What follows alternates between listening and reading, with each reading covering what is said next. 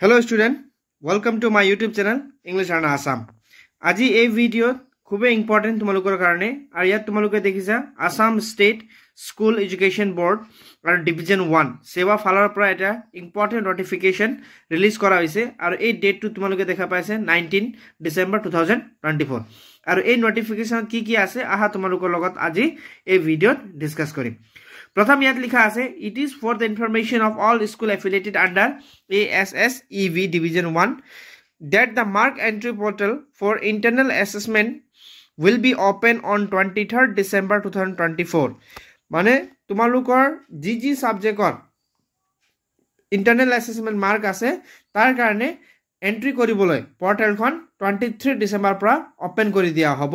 সকলো স্কুল লৈ আৰু এই পৰ্টেলখন 28 ডিসেম্বৰ 2024 লৈকে খোলা থাকিব ইয়াত তোমালোকে জানা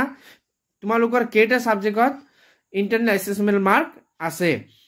এই মাৰ্কসটো স্কুলে তোমালোকৰ সকলো এগেইনষ্টত এন্ট্ৰি কৰিব লাগিব 23 ডিসেম্বৰ পৰা 28 ডিসেম্বৰ লৈকে ইয়াত তোমালোকে দেখা পাইছে তোমালোকে আগত ইংলিশৰ কাৰণে দুটা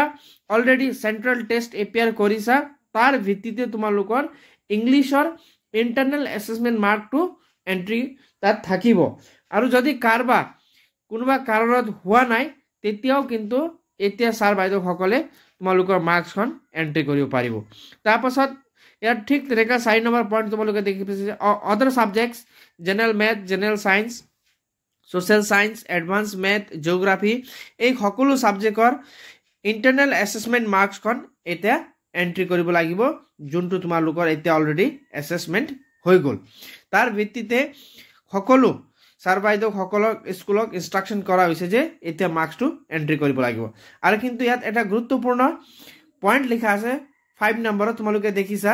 internal assessment mark once submitted cannot be altered যদি একবাৰ স্কুলে সাবমিট কৰি দিয়ে তেতিয়া কিন্তু এটো মাৰ্কসটো অল্টাৰ কৰিবলৈ চেঞ্জ কৰিবলৈ নোৱাৰে এইখিনি আছিল আৰু পইণ্টস বিলাক তোমালোকে ইয়াত চাইও নিজেও পঢ়িব পাৰিবা কিন্তু আৰু খুব বেছি ইয়াত জনা নাই যেহেতু অফলাইন এন্ট্ৰিটো নহব ইয়াত স্পষ্ট লিখা আছে তাৰ পাছত কি ধৰণে এন্ট্ৰি কৰিব লাগিব এই সকলো বস্তু ইয়াত তোমালোকৰ এটা এটা কৰি পঢ়িব পাৰিবা বা অথবা ইয়াত স্টেপস দিয়া আছে এই স্টেপ তোমালোকক নালাগিব কিন্তু এটো স্কুলৰ কাৰণে দিয়া হৈছে যে কি ধৰণে লগইন কৰিব অথবা কি ধৰণে প্ৰসিড কৰি এন্ট্ৰি কৰিব এই ইম্পৰ্টেন্ট নোটিস আছিল তোমালোকৰ লগত ডিসকাস কৰা আৰু এই ভিডিওত আজি ইমানে থাকিব যদি কোনোবা আজি প্ৰথমবাৰ ভিজিট কৰিছে কাইন্ডলি চেনেলটো সাবস্ক্ৰাইব কৰিবা thank you for watching the video